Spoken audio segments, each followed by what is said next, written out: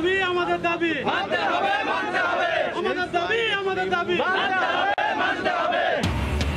Saudi আরবে কাজে ফিরতে টানা তৃতীয় দিনের মতো ঢাকার রাজপথে মরিয়া প্রবাসীরা। বিশৃঙ্খলায় বাড়তে পারে ক্ষতি, আন্দোলন না করার আহ্বান দুই মন্ত্রীর।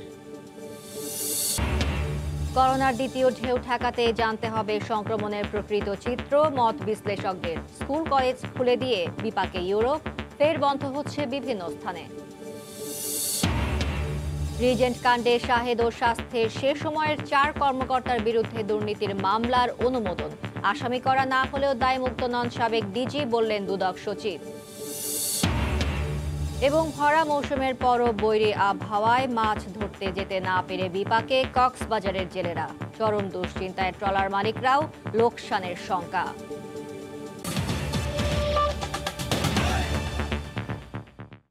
সময় সংবাদের সঙ্গে আছি আমি ফারজানা মুমু। হাতে আছে মাত্র 6 দিন, এর মধ্যে 2 দিনের সাপ্তাহিক ছুটির ফাঁদে কয়েক হাজার সৌদি প্রবাসী বাংলাদেশি। একদিকে টিকিট জটিলতা, অন্যদিকে ভিসা মেয়াদ শেষ। টিকিট পাওয়ার আশায় গত কয়েকদিন ধরে সৌদি প্রবাসীরা রাজধানীর কারওয়ান বাজার সৌদি এয়ারলাইন্স অফিসে ভিড় করছেন। প্রবাসীদের অভিযোগ, ফিরতি টিকিট কেটে দেশে আসলেও এখন নতুন করে 1 থেকে 1.5 লক্ষ টাকা দাবি করছে এজেন্সিগুলো।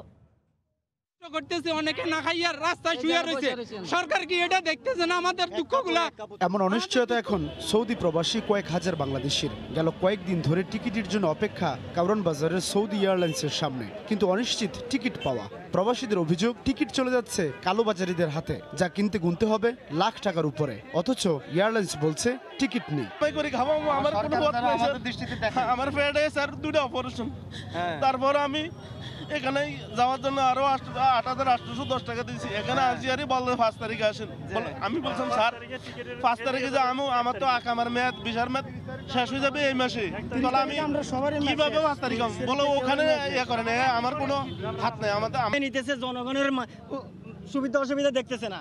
5 দিন আমরা যে আসছি এখানে 8 মাস হয়ে গেছে, আরো 2 মাস যদি থাকি আমরা বাংলাদেশে, তাহলে আমাদের বউ বাচ্চা পথে বসতে হবে। এখন সরকারের উচিত আমাদেরকে সিন্ডিকেট কারা করে, যে বিভিন্ন ট্রাভেল এজেন্সি সাথে হেরা যোগাযোগ করে হেরা এই সিস্টেম করতেছে। বুধবার সকালে প্রাথমিকভাবে অফিসের সামনে প্রবাসীরা অবস্থান নিলেও পরে এক পর্যায়ে বিক্ষুব্ধরা অবস্থান নেন কারওয়ান বাজারের সার্ক ফোয়ারের মোড়ে। আটকে যায় প্রধান সড়ক, পরে পুলিশ এসে তাদের সরিয়ে দেয়। আপনাদের কাছে আমার একটা অনুরোধ, এই রাস্তা বন্ধ করবেন না, কারণ হচ্ছে সকালে অনেকের অফিসে যাচ্ছে সকালে, ঠিক আছে, দেখা যাবে অনেক লোক ক্ষতিগ্রস্ত হবে। এরপর মিছিল নিয়ে অবস্থান নেন প্রবাসী কল্যাণ ভবনের সামনে। জানান, চলতি মাসের 30 তারিখ ভিসা উইকামার মেয়াদ শেষ হতে চলছে, তাই এই মুহূর্তে কাজে যোগ দেওয়া ছাড়া কোনো বিকল্প নেই। কোনো আশ্বাসই দেওয়া হয় নাই। এখন আমরা কিভাবে যাবো স্যার? আমাদের এই 30 তারিখ পর্যন্ত ডেট। আমার যদি এখন যাইতে চাই তাহলে আমার জন্য অনেক সুবিধা হবে। আমি ওখানে ব্যবসা হয়েছি, আমার এখানে নিজস্ব কফি শপ আছে, আমার অনেক টাকা লস হয়ে যাবে ওখানে গেলে। তো আমরা আছি 7-8 মাস ধরে আছি, তো আমরা সবাই এখন সমস্যার মধ্যে আছি। আমাদের একটা কথা যে ভারত পাকিস্তান তারা যদি মানে তাদের দিগলা ছিল না, তারা যদি যাইতে পারে তাহলে আমাদের বাংলাদেশ সরকার কেন আগে এটা পদক্ষেপ নেয় নাই। বলতেছে সৌদি এয়ারলাইন্সের কর্তৃপক্ষ ওখান থেকে বলতেছে 30 তারিখের আগে তারা কোনো টিকিট দিতে পারবে না। সব নাকি 30 তারিখের মধ্যে সব বুকিং হয়ে গেছে, অথচ বাইরে ট্রাভেল চালারা টিকিট দিচ্ছে। তারা টিকিট বিক্রি করছে 1.5 লক্ষ টাকার বিনিময়ে, 1.5 লক্ষ পৌনে 2 লাখ। বর্তমানে এই করোনা পরিস্থিতিতে দেশে আটকে আছে প্রায় 35,000-এর বেশি সৌদি প্রবাসী শ্রমিক। চলমান সংকট সমাধানে ভিসার মেয়াদ আরও বাড়ানোর দাবি জানান তারা। সবাই যাতে যাইতে পারে, ছুটিতে যারা আসছে সবাই যাতে যাইতে পারে, সেই উদ্দেশ্যে এখানে আসা। মেয়াদ বাড়ায় দেয় 3 মাস সামনে, মেয়াদ বাড়ালে যাতে আমরা যাইতে পারি সবাই। এরই মধ্যে গত 15 সেপ্টেম্বর থেকে সৌদি সরকার ফ্লাইট চালুর ঘোষণা দিয়েছে, যার মধ্যে চলতি মাসে বাংলাদেশ থেকে 4টি ফ্লাইট পরিচালনার সিদ্ধান্ত নিয়েছে। এরই মধ্যে একটি ফ্লাইট মঙ্গলবার মধ্যরাতে ছেড়ে গেছে, আর বাকি ফ্লাইটের সব টিকিট বিক্রি হয়ে গেছে। সাদাত রহমতুল্লাহ, সময় সংবাদ, ঢাকা। সমস্যার সমাধানে সৌদি সরকারের দিকে তাকিয়ে বাংলাদেশ। কূটনৈতিক তৎপরতার পাশাপাশি সৌদি এয়ারলাইন্সের ফ্লাইট সংখ্যার ব্যাপারে আগের অবস্থান থেকে পিছু হটে ঢাকা বলছে এখন যত ইচ্ছে তত সংখ্যক ফ্লাইট পরিচালনা করতে পারবে দেশটি।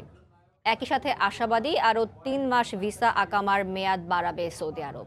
তাই আতঙ্কগ্রস্ত না হয়ে আটকে পড়া প্রবাসীদের আস্থা রাখার অনুরোধ জানানো হয়েছে। সমস্যা 2টি। 1 অক্টোবর থেকে আকাশপথ খুলছে সৌদি। বাংলাদেশে চলবে সৌদি এয়ারলাইন্সের সপ্তাহে 2 থেকে 4টি ফ্লাইট। নিয়ম অনুযায়ী দুই দেশের পক্ষ থেকে সমান সংখ্যক ফ্লাইট পরিচালনা করার কথা হলেও বাংলাদেশ বিমান এখনও অবতরণের অনুমতি পায়নি।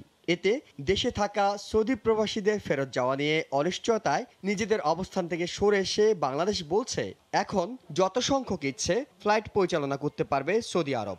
সৌদি এয়ারলাইন যতগুলো বাংলাদেশে আসতে চায় এবং প্রবাসীদের নিয়ে যাবে, আমরা সবগুলোকে পারমিশন দিয়েছি।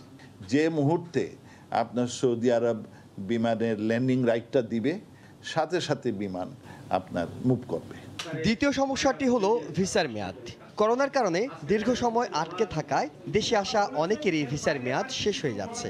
এর আগে 3 দফা বাড়ানো হলেও এবারে আরও 3 মাস আকামা ভিসার মেয়াদ বাড়াতে মঙ্গলবার অনুরোধ জানায় ঢাকা। তবে উত্তর আসেনি এখনো। 2-4 মাসও যদি এক্সটেনশন করে দেয় আপনাদের আকামা বা ভিসা বা যা কিছু আছে, দেন অটোমেটিক্যালি আমরা সমাধানে কিন্তু একটা চলে যেতে পারি। এটা পরশুদিনের উত্তর না আসা পর্যন্ত আমি কিছু বলতে পারছি না।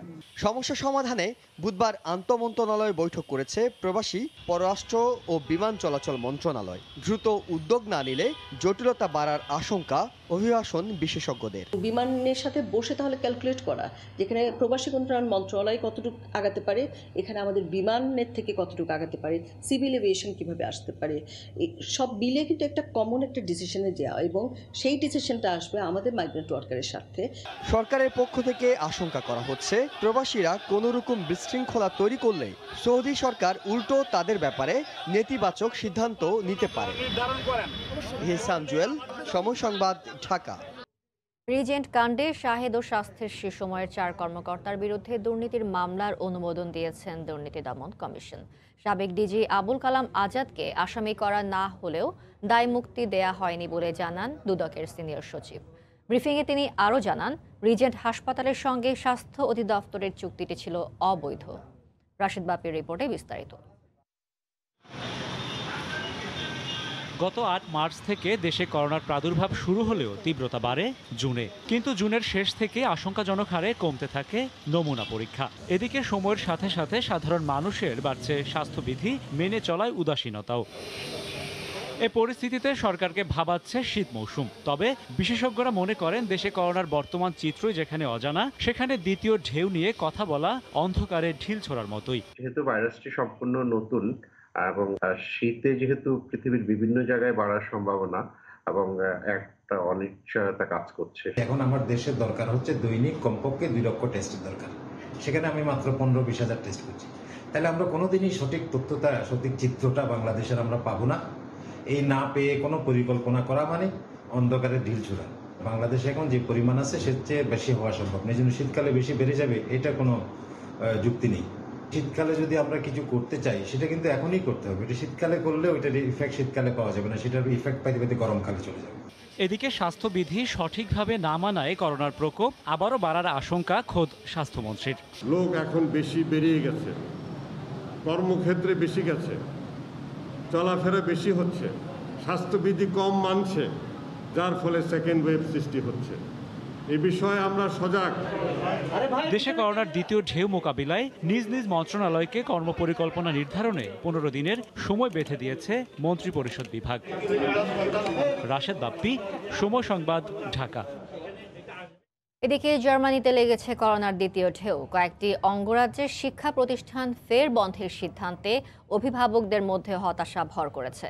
জার্মানি থেকে সহকর্মী বিটু বড়ুয়া জানাচ্ছেন বিস্তারিত। করোনার কারণে যুক্তরাজ্য, ইতালি, স্পেন এবং ফ্রান্সের পর অশনি সংকেত জার্মানিতেও। বিশেষ করে গত কয়েকদিনের ব্যবধানে করোনার সংক্রমণ হঠাৎ করে বেড়ে যাওয়ায় সবখানে উদ্বেগ এবং উৎকণ্ঠাও বেড়েছে। এরই মধ্যে অঙ্গরাজ্য বায়ার্নের বাচ কোয়েনিগসহফেন নামের একটি অঞ্চলে সবগুলো শিক্ষা প্রতিষ্ঠান আপাতত বন্ধ ঘোষণা করা হয়েছে। সেখানে অন্যান্য অঞ্চলের সকল শিক্ষার্থীদেরকেও নির্দেশনা দেওয়া হয়েছে তারা যাতে করোনার সকল স্বাস্থ্যবিধি মেনে চলে। করোনার দ্বিতীয় ঢেউ আসাতে আবারও দুশ্চিন্তার শেষ নেই। বাচ্চারা স্কুলে যেতে পারবে না, সেই সাথে শিক্ষা প্রতিষ্ঠানও বন্ধ করে দেওয়া হবে। এসব আর কত বলুন। ওদিকে প্রবীণদের নিয়েও আরো মহাবিপদ। তবে করোনার টিকা আবিষ্কার হলে সেটা সবার জন্য বিনামূল্যে বিতরণ করা উচিত। না ধনী না গরিব, সবার পাওয়ার অধিকার সুনিশ্চিত করতে হবে সরকারকে। এর মধ্যে করোনা সংক্রমণ বেড়েছে নর্দার্ন ওয়েস্টফালেন অঙ্গরাজ্য, যেখানে প্রবাসী বাংলাদেশিদের বিশাল একটি অংশ বসবাস করছে। তবে এখন পর্যন্ত কোনো প্রবাসী বাংলাদেশি নতুন করে সংক্রমিত না হওয়ায় জনমনে এখনও বাংলা কমিউনিটিতে স্বস্তি বিরাজ করছে। জার্মানিতে অধ্যয়নরত অনেক বাংলাদেশি স্টুডেন্ট এখনো বাংলাদেশে আটকে আছে। অনেকে যারা জার্মানিতে পড়াশোনা করতে ইচ্ছুক তারাও আসতে পারছে না।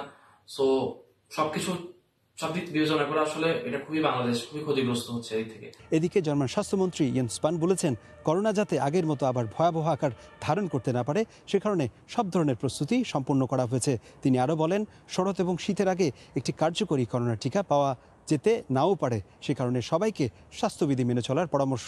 এখন পর্যন্ত জার্মানিতে ৯,৪০০-রও বেশি মানুষ করোনায় সংক্রমিত হয়ে মৃত্যুবরণ করেছে।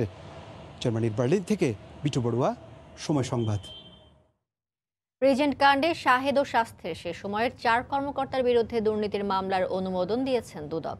তবে আসামি করা হয়নি সাবেক ডিজি আবুল কালাম আজাদকে। রিজেন্ট হাসপাতালে করোনা চিকিৎসার নামে জালিয়াতি দিয়ে শাহেদনামার শুরু। এরপরই বেরিয়ে আসতে থাকে একের পর এক দুর্নীতির চিত্র।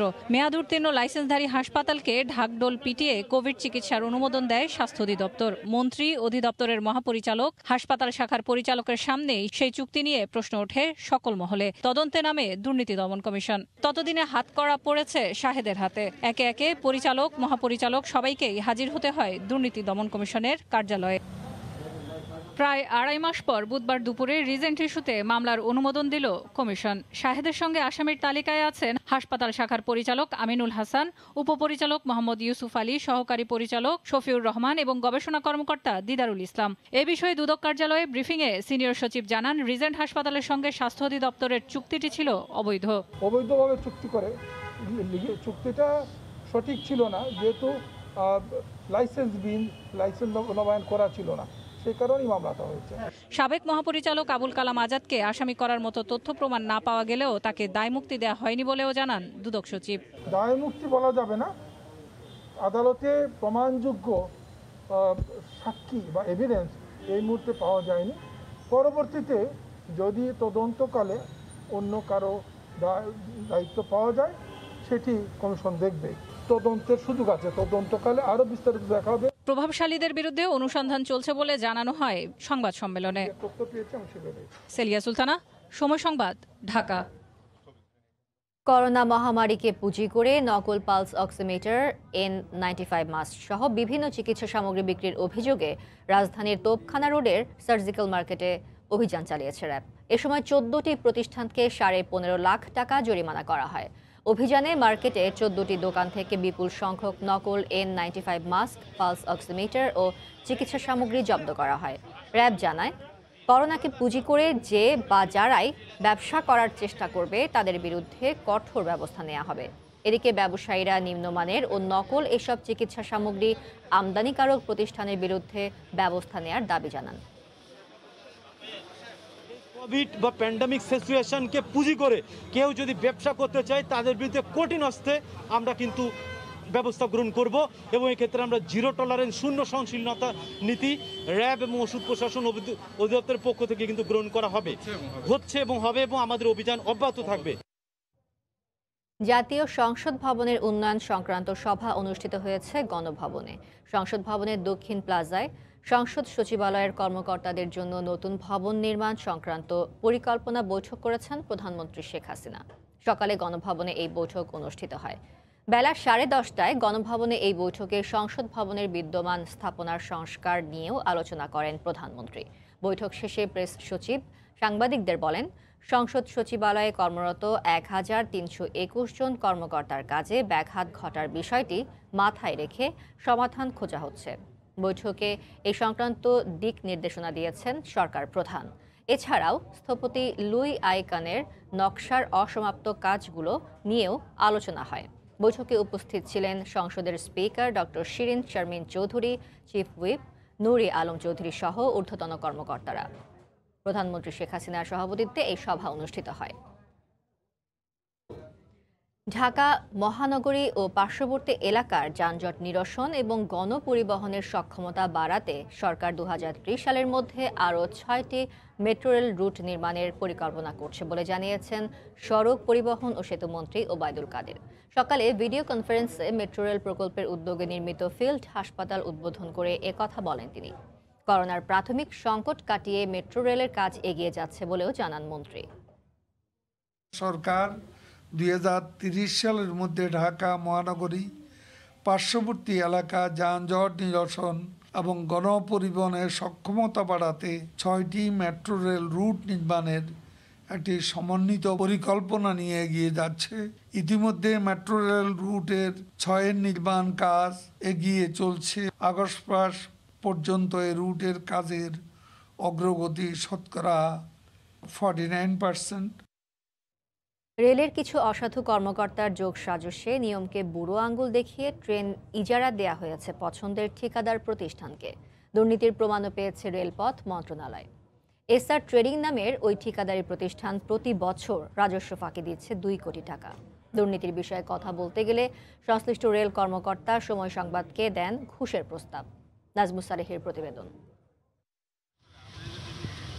দৈনিক 1,70,000 টাকা ইজারায় চলত জামালপুর কমিউটার ট্রেন। পরে মাত্র 70,000 টাকায় এসআর ট্রেডিংকে ইজারা দেওয়া হয় সেটি। 10 বছরের লোকসান 36 কোটি টাকা। রেলপথ মন্ত্রণালয়ের প্রতিবেদনেই উঠে এসেছে এমন দুর্নীতির চিত্র। একই অবস্থা দেওয়ানগঞ্জ কমিউটারের বেলায়ও। প্রতিদিন 90,000 টাকা ইজারায় চলে এটি। 2012 সালে যাত্রী পরিবহনে 50% আর পণ্য পরিবহনে 100% ভাড়া বাড়ায় সরকার। 8 বছর ধরে নতুন ভাড়া আদায়ও করছে ইজারাদার, কিন্তু রেলকে দেয়া হচ্ছে আগের ভাড়া। অর্ধেক বাড়ছে, 50%। এখন তো 95 টাকা হয়েছে। 30 টাকার ভাড়া 95 টাকা, নাহলে সিট নাই। যখন থেকে ভাড়া বাড়ছে 50% বাড়ছে, তখন থেকেই আমরা এটা হয়েছে আর কি।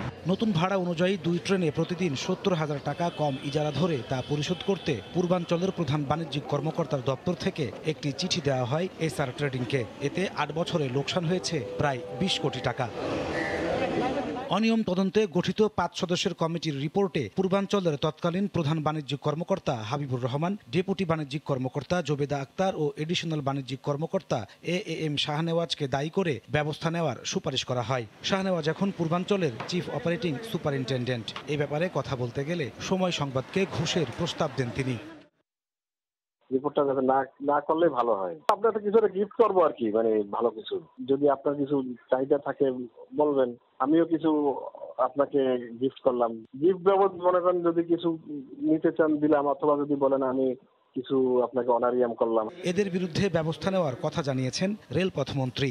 যে প্রশ্নটি তুলেছেন আপনি, সেটাই আমার অবশ্য নলেজে নেই। আমি এটা যেহেতু আপনি বলেছেন, আমি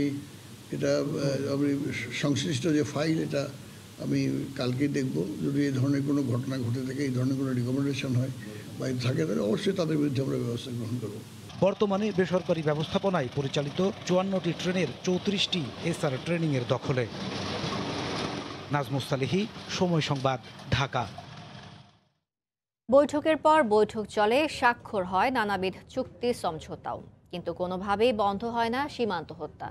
এদেশের সীমান্ত হত্যার সংজ্ঞাই হলো ভারতীয় বিএসএফ কর্তৃক বাংলাদেশি নিরস্ত্র মানুষের হত্যাকাণ্ড। প্রতি বছরের মতো এবারও দুদেশের 50তম সীমান্ত সম্মেলনে আবারও সেই পুরনো ঘোষণা এলো, শূন্যে নামবে এমন হত্যা। যদিও আন্তর্জাতিক সম্পর্ক বিশ্লেষকদের মতে এখন পর্যন্ত একটি হত্যারও বিচার হয়নি বলেই এই অমানবিকতা বন্ধ হয় না। আতিকুর রহমান তমালের রিপোর্ট। বলা হয়ে থাকে ভারত ও বাংলাদেশের সম্পর্ক এখন যে কোনো সময়ের চেয়ে অনেক বেশি বন্ধুত্বপূর্ণ, কিন্তু পরিসংখ্যান বলছে চলতি বছর প্রথম 6 মাসেই বিএসএফ এর হাতে নিহত হয়েছেন 25 বাংলাদেশি। আইন ও সালিশ কেন্দ্রের পরিসংখ্যান বলছে গত 11 বছরে এই সংখ্যা 500-র কাছাকাছি। এমনকি চলতি মাসে বিএসএফ এর হাতে নিহত বাংলাদেশের সংখ্যা 4। এই পরিসংখ্যানের উপর দাঁড়িয়েই সম্প্রতি অনুষ্ঠিত হলো দুদেশের সীমান্ত সম্মেলন। To bring down this killing, trying its best to work out a strategy to bring down this border killing. যদিও আন্তর্জাতিক সম্পর্ক বিশ্লেষকরা বলছেন যদি কেউ চোরাকারবারিও হয় তবুও তার বিচার পাওয়ার অধিকার আছে। সীমান্তে গুলি চালিয়ে নিরস্ত্র মানুষ হত্যা কোনোভাবেই সমর্থনযোগ্য নয়। বারবার পার পেয়ে যাচ্ছে যারা মারছে, এটাই হলো সমস্যা। সেখানেই যদি ভারতের সিভিল সোসাইটি যখন জেগে উঠবে, তারা যখন প্রেসার দিবে যে না এই আনলফুল অ্যাড বন্ধ করতে হবে, তখন আমি মনে করি যে এই জায়গায় হয়তো একটা সমাধান হবে। আইনবিদরা মনে করেন সীমান্ত হত্যা বন্ধে দুই দেশের রাজনৈতিক সদিচ্ছা প্রয়োজন। পাশাপাশি ভারত যেমন বৃহৎ রাষ্ট্র, তেমনি এই হত্যা বন্ধে তাকে মহৎ হতে হবে। বাংলাদেশ কিন্তু তার প্রত্যেকটা বৈঠকে সীমান্তকে প্রাইম অফিসে দিচ্ছে। তারা যদি মনে করেন যে বাংলাদেশ বর্ডার কাশ্মীর, তাহলে সেটা ভুল হবে।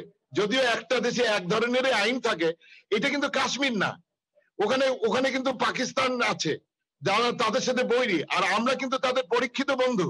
যখন তাদের সাথে কেউ থাকে না, আমরা কিন্তু তাদের সাথে আছি।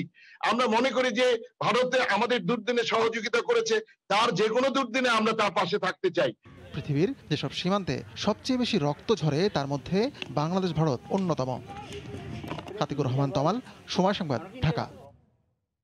টর্নেডোতে লন্ডভন্ড হয়ে গেছে নওগাঁর আত্রাই উপজেলার দুটি ইউনিয়নের শতাধিক গ্রাম।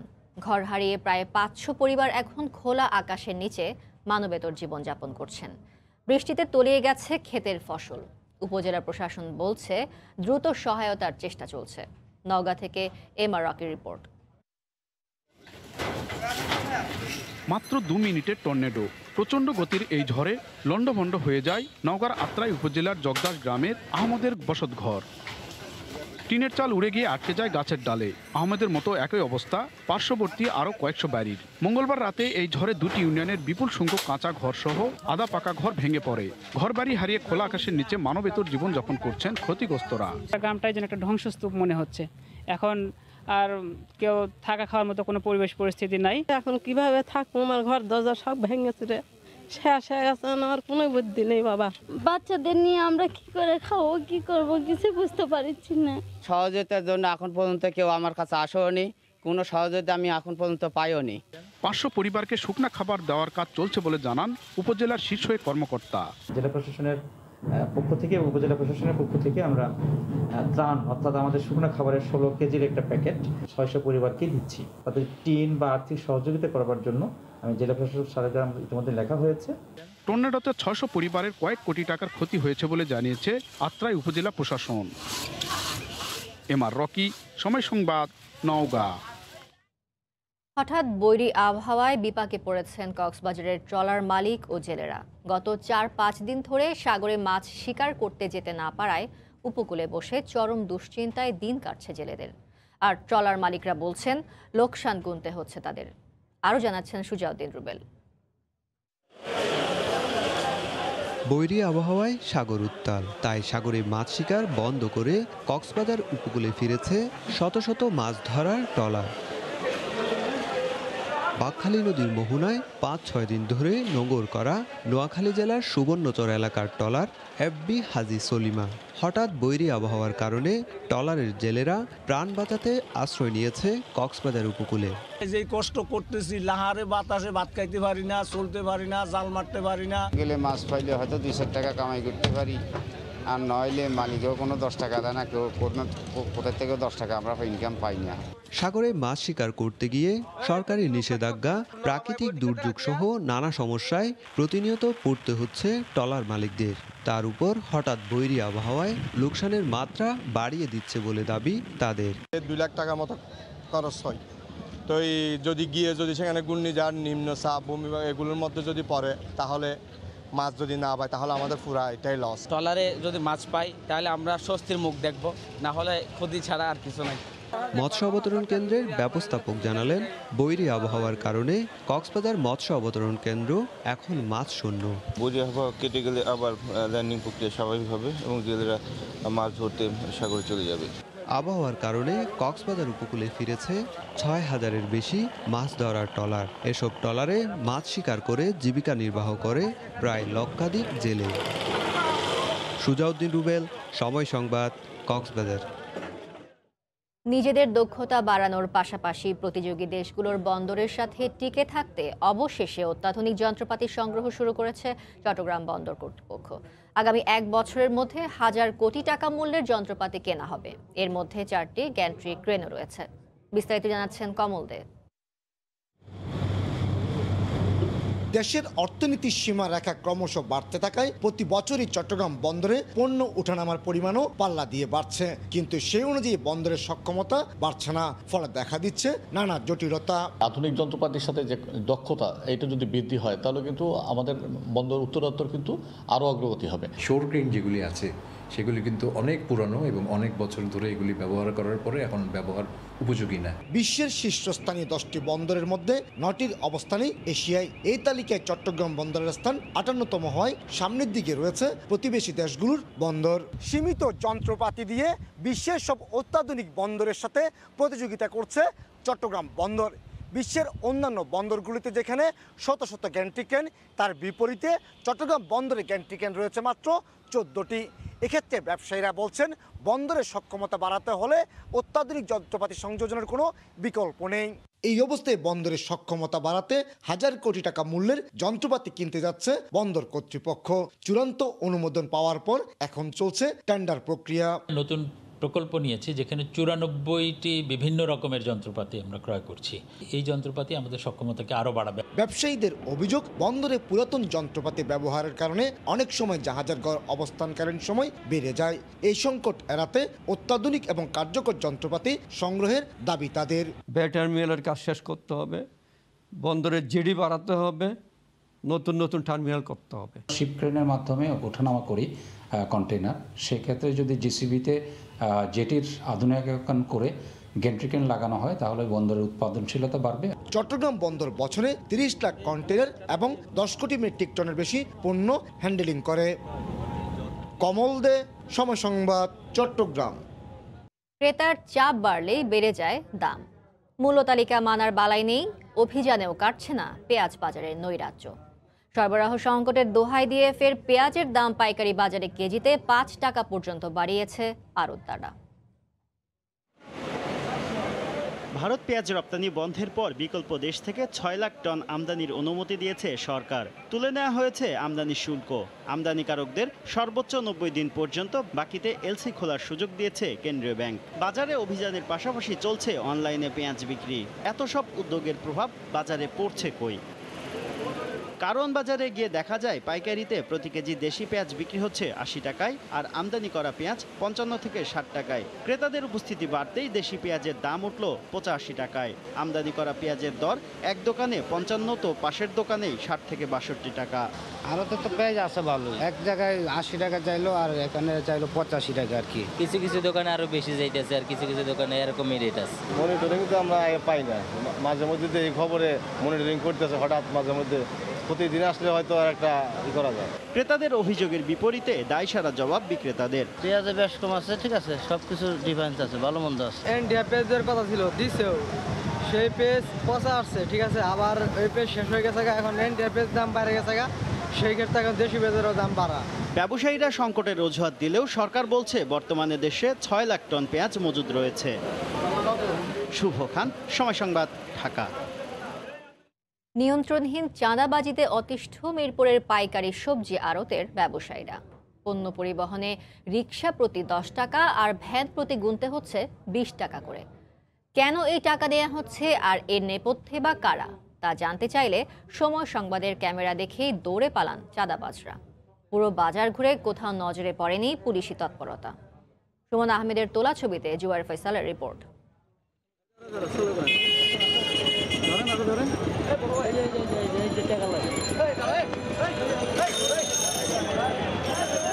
এক দৌড়ে পগার পার। চোর পুলিশের খেলা নয়, এটি আসলে সময় সংবাদের ক্যামেরা দেখে অবৈধভাবে অর্থ উত্তোলনকারী এক যুবকের পালানোর দৃশ্য। জ্যাম ছোটানোর জন্য সরকারের লোকজন আছে, আপনি দায়িত্ব নিয়ে টাকা নিচ্ছেন কেন? শাহ আলী মাজার হয়ে মিরপুর বেড়িবাঁধ ঢুকতেই চোখে পড়বে পাইকারি সবজির আড়ত। দেশের বিভিন্ন স্থান থেকে প্রতিদিন যেখানে কয়েক কোটি টাকার কাঁচা সবজি হাত বদল হয়ে চলে যায় রাজধানীর নানা জায়গায়। কিন্তু এই বাজার ঘিরে সরকারের পরিকল্পনা আর পুলিশি তৎপরতার অভাবে দিনের পর দিন চলে আসছে অবৈধ অর্থের কারসাজি। এই যেমন হলুদ টি শার্টের এই ব্যক্তি গেইটে বসে মাজারের নামে তুলছেন টাকা। টিভি ক্যামেরা দেখে তিনিও বনে গেলেন ক্রেতা। এক এক সময় এক এক গ্রুপ করে কারা করে আমরা জানি না। আমরা শুধু ভিতরে তার হলো বাজারের ভিতরে। এই বাজার থেকে পণ্য বের করতে গেলেই দিতে হয় টাকা। তারা কয় আমাকে খুঁট দিতে হইব, সাদা দিতে হইব। এইখানটা ব্যান নামলে পারে ব্যানে দেওয়া লাগে 30 টাকা। এটা ওনাদেরকে না দিলে মনে করেন আমরা যাইতে দেয় না। অনেক সময় মারামারি ঝগড়াঝাটিও লাগে। আমার সাথে মনে করেন 2-3 বার ঝগড়া লাগছে, তা কি করে মনে হয় ক্ষমতা আছে এরা নিতে আছে ভাই। এসব অপকর্মের সঙ্গে জড়িতদের চিহ্নিত করা খুব বেশি কঠিন না হলেও বরাবরই তারা থেকে যায় ধরাছোঁয়ার বাইরেই। ব্যবসায়ীরা মনে করেন এর নেতিবাচক প্রভাব পড়ছে পুরো বাজার ব্যবস্থার উপর। জুবায়ের ফয়সাল, সময় সংবাদ, ঢাকা। বড় মৌসুমে কম দামে ধান কিনে মজুত করলেও বর্তমান বাজার মূল্যকেই পুঁজি করেছেন দিনাজপুরের মিল মালিকরা। দুপক্ষের দোষারোপের জাতাকলে পিষ্ঠ ক্রেতাকে প্রতি কেজি চাল কিনতে হচ্ছে 2 থেকে 3 টাকা বেশি দিয়ে। বাজারে ধানের দাম বেশি ও উৎপাদন ব্যয় বেড়েছে বলে অযৌক্তিক দাবি মিল মালিকদের। গোলাম নবী দুলালের তথ্য ও মঞ্জিদ আলম শিমুলের ছবি নিয়ে রিপোর্ট। দিনাজপুরের বাজারে গত 2-3 দিনের ব্যবধানে সব ধরনের চালের দাম প্রকারভেদে কেজিতে 2 থেকে 3 টাকা পর্যন্ত বেড়েছে। মূল্য বৃদ্ধিতে ভোগান্তিতে পড়েছেন খেটে খাওয়া মানুষেরা। চালের দাম বাড়ছে কেজিতে 3-4 টাকা করে, এরকম করে বাড়লে তো আমাদের সমস্যা। চালের দামটা যেন একটু কম থাকে, তাহলে আমরা দিন আনিয়ে দিন খাই যারা, তাদের জন্য খুব উপকার হবে। চালের দামটা একটু কমলে ভালো হয়। সরকার তো বলতে কমবে, দাম তো কমতেছে না। মূল্য বৃদ্ধির কারণ হিসেবে মিল মালিকদের সিন্ডিকেটকে দুষছেন পাইকার আর খুচরা বিক্রেতারা। মিলারা তো গুদাম ভর্তি করে রাখছে ধান, এখন তো আর গৃহস্থের হাতে ধান নাই, এখন অল্প স্বল্প ধান হাটে উঠে, এখন দাম তো বেশি হবেই। এদিকে আমরা বাজারে সাধারণ ক্রেতার কাছে বেচতে যেয়ে আমরা প্রচণ্ড হিমশিম খাচ্ছি। চালটা বাড়ার কোনো প্রশ্ন হয় না, কারণ হচ্ছে ধান তো মিলারদের গোডাউনেই আছে। ধান কিনে ধানের দাম বাড়া দিয়ে ধানের দামটা বেশি বলতেছে, চালের দাম ওই জন্য বেশি। চালের দাম বাড়ার কোনো যৌক্তিকতা নেই জানিয়ে এই কৃষক নেতা বাজার স্থিতিশীল রাখতে সরকারের নজরদারি বাড়ানোর তাগিদ দিয়েছেন। চালের দাম কমানো যায় কিভাবে, প্রশাসনকে অতি দ্রুত পদক্ষেপ নেওয়া উচিত। অভিযোগ অস্বীকার করে চালকল মালিক গ্রুপের এ নেতা দাবি করেন ধানের বাজারের সঙ্গে সঙ্গতি রেখে চাল বিক্রি করা হচ্ছে। সরকার যদি মনে করে যে আমরা ডিউ শুল্ক কমাবো অথবা ওএমএস ছাড়বো, তাহলে ধানের বাজারে পড়ে যাবে এবং আড়তদার পর্যায়ে চালের বাজারে পড়ে যাবে, কারণ মিলেদের কাছে সেই পর্যাপ্ত পরিমাণে দাম নেই। জেলায় বড় মৌসুমে 1,71,000 হেক্টর জমিতে উৎপাদন হয়েছে 7 লাখ মেট্রিক টন চাল। সময় সংবাদ, দিনাজপুর। ধীরে ধীরে স্বাভাবিক হচ্ছে রাঙ্গামাটির পর্যটন ও বিনোদন কেন্দ্রগুলো। এই মুহূর্তে শহরের ফলওয়েল পার্ক থেকে আমাদের সঙ্গে সরাসরি যুক্ত হচ্ছেন হেফাজত সবুজ। যাচ্ছি তার কাছে। সবুজ, পুলিশ পার্কে আমরা এখন অবস্থান করছি। এই পার্কটি মূলত বাংলাদেশ পুলিশ তত্ত্বাবধানে পরিচালিত হয়। এই পার্কটি অনেক আগে থেকেই ছিল, তবে 2017 সালের পর থেকে পার্কটির উন্নয়ন কার্যক্রম শুরু হয় এবং এই বর্তমানে পার্কের যে অবস্থা যদি আমি বলি জানাতে চাই দর্শকদের, এই পার্কটি রাঙামাটির জন্য একটি খুবই জনপ্রিয় হয়ে উঠেছে দিনে দিনে। এই পার্কের মধ্যে রয়েছে কটেজ রয়েছে, এখানে কেউ যদি বিলাসবহুলভাবে রাত্রি যাপন করতে চায় তাহলে এখানে 6-7টি কটেজ রয়েছে। এছাড়া শিশুতোষ একটি অপশন আছে পার্কে, যেখানে শিশুরা তাদের বিনোদনের জন্য বিভিন্ন ধরনের ছোটখাটো রাইডগুলো সম্পৃক্ত করা হয়েছে। এছাড়া এই পার্কের একটি সবচেয়ে যে বিষয়টি মানুষকে দৃষ্টি আকর্ষণ করে সেটা হলো যে এই পার্কের মধ্যেই কিন্তু বাংলাদেশের একটা প্রথম যে লাভ পয়েন্ট বলা হয়, সেই লাভ পয়েন্ট এই পার্কেই অবস্থিত। এইটার পেছনে একটা ভালো ইতিহাস রয়েছে যে আমেরিকান দম্পতি আপনার লিমা এবং আলাউদ্দিন রাঙামাটিতে বেড়াতে এসে কাপ্তাই হ্রদে হঠাৎ ঝড়ে তাদের নৌকাটি ডুবে যাওয়ার ফলে তারা 4 দিন পরে রাঙামাটিতে আমরা তাদের খুঁজে পেয়েছিল, কিন্তু তারা যে আলিঙ্গন অবস্থায় ভেসে উঠেছিল সেখান থেকে তাদের এই ভালোবাসার প্রতি শ্রদ্ধা জানিয়ে রাঙামাটিবাসী একটা দাবি ছিল যে এখানে একটা লাভ লক যাতে তৈরি করা হয় লাভ পয়েন্ট, সেই লাভ পয়েন্টটি মূলত এই পার্কে অবস্থিত। এখানে একটা মিথ আছে যে এই লাভ পয়েন্টের মধ্যে কেউ যদি তালা লাগিয়ে দেয় তাহলে তাদের ভালোবাসার বন্ধনটা আরো সুদৃঢ় হবে। তো এখানে লাভ পয়েন্টে গেলে এখানে বিভিন্ন ধরনের তালা দেখবেন যে মানুষ ঝুলিয়ে রাখছে। এছাড়া এই পার্কের অন্যান্য যে বিষয়গুলো আছে যে সাধারণ মানুষ এখানে আসে, বেড়াতে আসে, তারা ঘুরে বেড়ায়, বাহিরের পর্যটকরাও মোটামুটি আসে, কিন্তু এই করোনাকালীন সময়ে একটা বিষয় পরিলক্ষিত হচ্ছে, সেটা হলো যে বাহিরের পর্যটকদের বিভিন্ন জেলা থেকে আগত পর্যটকদের আমরা খুব কম দেখতে পাচ্ছি। বর্তমানে যারাই এসছেন মোটামুটি স্থানীয় পর্যটক যারা এখানে এসে তাদের অবসর সময়টা কাটানোর একটা সুযোগ বলতে পারেন এখানে তারা এসছে। এছাড়া এই পার্কের একটা বৈশিষ্ট্য হলো যে এর ঠিক আমার বাম পাশে দেখাতে পারছি না, হয়তো একটি বিশাল কাপ্তাই হ্রদের অংশ রয়েছে। এখানকার মানুষ মূলত বলে থাকে যে এটা এখানে এসে এক ধরনের কক্সবাজারের অনুভূতিও পাওয়া যায়। সেই কারণে মানুষ এখানে সান্ধ্যকালীন বা বিকেলের সময়টা এসে তারা এখানে সময় ব্যয় করে থাকে। এই পার্কের মোটামুটি যতটুকুই কার্যক্রমগুলো চলছে, তারা একটা বিষয় আমরা এখানে এসে দেখতে পেয়েছি, সেটা হলো যে এই যে করোনাকালীন সময় যে স্বাস্থ্যবিধির বিষয়টি বাংলাদেশ পুলিশের পার্ক হওয়ার কারণে এখানে কিন্তু মাস্ক ছাড়া মানুষকে প্রবেশ করতে দেওয়া হয় না। এছাড়া প্রবেশের আগেই কিন্তু এখানে তাদের যে স্যানিটাইজার ব্যবস্থাগুলো, তারা এখানে হাত ধোয়া এবং বিভিন্ন ধরনের স্প্রে করে বাক সহকারে এখানে এসে মানুষ তাদের যে অবসরকালীন সময়টা বা বিকেলের যে সময়টা, বৈকালীন সময়টা তারা এখানে অতিবাহিত করছে। তো এই ছিল মুমু আমার কাছে রাঙামাটি পলয়েল পার্ক থেকে পর্যটকদের আগমনের সর্বশেষ তথ্য। রাঙামাটির পর্যটন ও বিনোদন কেন্দ্রগুলোতে পর্যটকদের আনাগোনার সবশেষ খবর জানাতে আমাদের সাথে যুক্ত হয়েছিলেন সহকর্মী হেফাজত সবুজ। আবারও করোনা পরিস্থিতির খবর। হঠাৎ করে ব্রিটেনে বাড়ছে করোনা আক্রান্তের সংখ্যা। অদৃশ্য এই ভাইরাসের দ্বিতীয় দফার ছোবল থেকে ব্রিটিশদের রক্ষায় নতুন বিধিনিষেধে মিশ্র প্রতিক্রিয়া জানিয়েছেন প্রবাসীরা। লন্ডন থেকে বিস্তারিত জানাচ্ছেন শোয়েব কবির। পূর্ণাঙ্গ লকডাউন না দিয়ে ধীরে ধীরে করোনা ভাইরাসের সংক্রমণ কমাতে কঠোর বিধিনিষেধ ঘোষণা করলেন ব্রিটিশ প্রধানমন্ত্রী বরিস জনসন। জনগণের উদ্দেশ্যে দেওয়া এক ভিডিও বার্তায় তিনি বলেন, ব্রিটেনের স্বাস্থ্য বিভাগকে রক্ষার পাশাপাশি জীবন বাঁচাতে সবাইকে এসব বিধিনিষেধ মেনে চলতেই হবে। মাস্ক পরাসহ যথাসম্ভব বাসায় থেকে কাজ করার আহ্বান জানান তিনি। নতুন করে এই বিধিনিষেধ আরোপের পর মিশ্র প্রতিক্রিয়া দেখা দিয়েছে ব্রিটেনের বাংলাদেশি কমিউনিটিতে। একদিকে জীবন রক্ষার যুদ্ধ, অন্যদিকে জীবিকার প্রয়োজন, সবকিছু নিয়ে এক ধরনের দোটানায় তারা। যে উদ্যোগ নিছে সরকার, আমি মনে করি আমরা সবার লাগি একটা বালা। সরকারও খালি এখানে কোনো কিছু নাই, আমরা জনগণের লাগি বালা। তারা নয়া আইন করছে যে 6 পিপল মোর দেন 6 পিপল ওইটা না গ্যাদারিং, তো ওটাই আমরা আরও একটু শকিং করে। আমাদের ব্যবসা বাণিজ্য গোছার ইস্যু লাইক অন্য যেগুলা নিত্য প্রয়োজনীয় দ্রব্যগুলা, এগুলা তো খোলা থাকবে। যদি কাস্টমার আয় না তাহলে তো এই দশটা তো আমাদের। এদিকে অক্সফোর্ড বিশ্ববিদ্যালয়ের গবেষকরা করোনা ভ্যাকসিনের পরীক্ষামূলক প্রয়োগ চালিয়ে যাচ্ছেন। শিগগিরই এর ইতিবাচক ফলাফল দেখার অপেক্ষায় ব্রিটেন সহ পুরো বিশ্ববাসী। এজন্য নতুন করে করোনার বিরুদ্ধে যুদ্ধ ঘোষণা করলেন ব্রিটিশ প্রধানমন্ত্রী বরিস জনসন।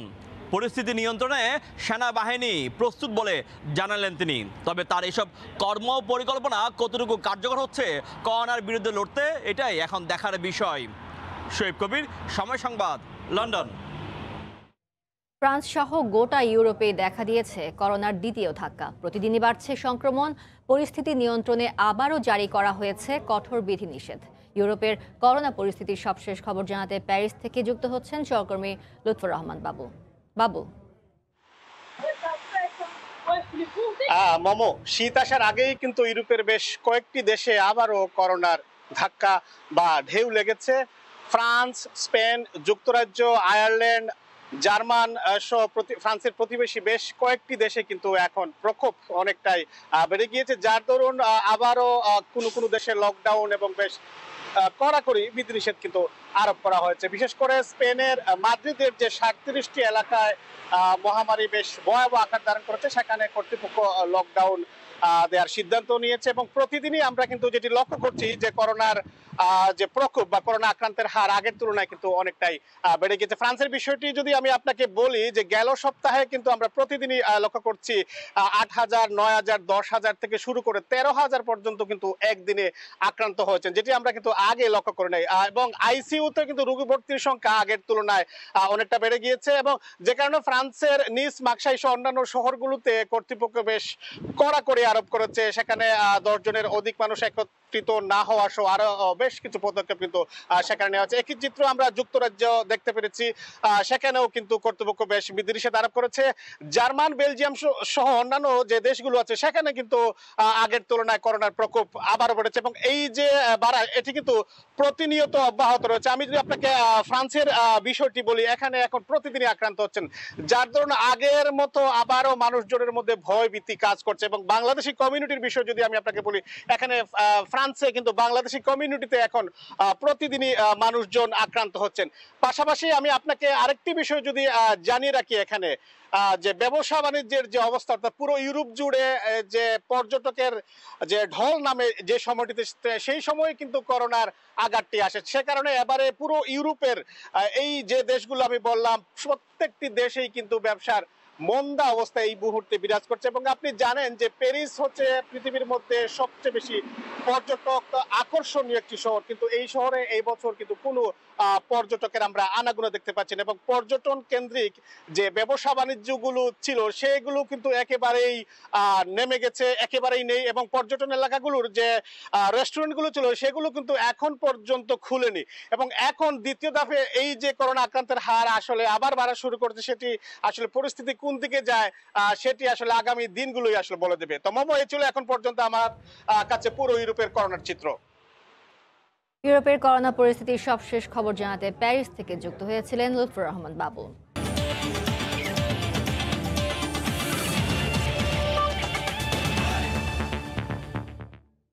আবারও জটিলতায় টাইগারদের লঙ্কা সফর। 27 সেপ্টেম্বর শ্রীলঙ্কার উদ্দেশ্যে ঢাকা ছাড়ার কথা থাকলেও এখনো পর্যন্ত বিসিবিকে আনুষ্ঠানিকভাবে কিছু জানায়নি লঙ্কান ক্রিকেট বোর্ড, তাই পেছাতে পারে মুমিনুল বাহিনীর যাত্রার তারিখ, এমনটাই নিশ্চিত করেছেন সিইও নিজামুদ্দিন চৌধুরী সুজন। সিরিজ হোক বা না হোক যথাসময়ে ঘরোয়া লীগ মাঠে গড়াবে বলেও জানিয়েছেন এই বোর্ড কর্তা।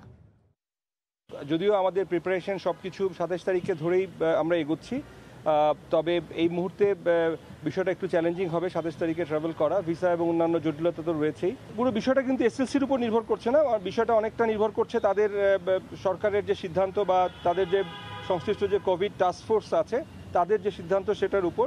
এবং আমরা যতটুকু জানতে পেরেছি এসএলসি তাদের সাথে যোগাযোগ রাখছে এবং আমাদের অবস্থানটা বোঝানোর জন্য তারাও কাজ করছে। যদি আমরা এই সিরিজ নিয়ে কন্টিনিউ না করি সেক্ষেত্রে আমাদের অন্য প্ল্যান আছে, তো সেক্ষেত্রে প্লেয়ারদের অনুশীলনটা আমরা কন্টিনিউ করব। জাতীয় দলের স্কিল ক্যাম্পে আজ যোগ দিয়েছেন 24 ক্রিকেটার। দলীয় অনুশীলন শুরুর পর থেকে এতদিন 16 ক্রিকেটার নিয়ে চলছিল ক্যাম্প। আজ যোগ দিয়েছেন সাইফুদ্দিন, মোসাদ্দেক, মিঠুন, শান্ত, শফিউল, নাইম হাসান, খালেদ ও হাসান মাহমুদ। তবে এখনও আইসোলেশনে আছেন রাহি ও এবাদত। এছাড়া তৃতীয় দফার করোনা পরীক্ষায় ফলাফল নেগেটিভ এসেছে সাইফ হাসানের। নিয়মিত অনুশীলনে এই মুহূর্তে রানিং ও ফিল্ডিং সেশনে ঘাম ঝরাচ্ছেন টাইগাররা। তবে শ্রীলঙ্কা সফরের ব্যাপারে এখনও কোনো চূড়ান্ত সিদ্ধান্ত জানা যায়নি। এ পর্যায়ে শীর্ষ সংবাদ জানিয়ে দিচ্ছি আর একবার। দাবি আমাদের দাবি, মানতে হবে, মানতে হবে। আমাদের দাবি, আমাদের দাবি, মানতে হবে, মানতে হবে। কাজে ফিরতে মরিয়া প্রবাসীরা। জটিলতা কাটাতে যত খুশি তত ফ্লাইট পরিচালনার অনুমতি দিল বাংলাদেশ। সৌদি আরবের সাড়া পেতে সময় লাগবে আরও 4 দিন। এবং করোনার দ্বিতীয় ঢেউ ঠেকাতে জানতে হবে সংক্রমণের প্রকৃত চিত্র। মত বিশ্লেষকদের। স্কুল কলেজ খুলে দিয়ে বিপাকে ইউরোপ, ফের বন্ধ হচ্ছে বিভিন্ন স্থানে। এই ছিল এখনকার মতো, সঙ্গে থাকুন সময়।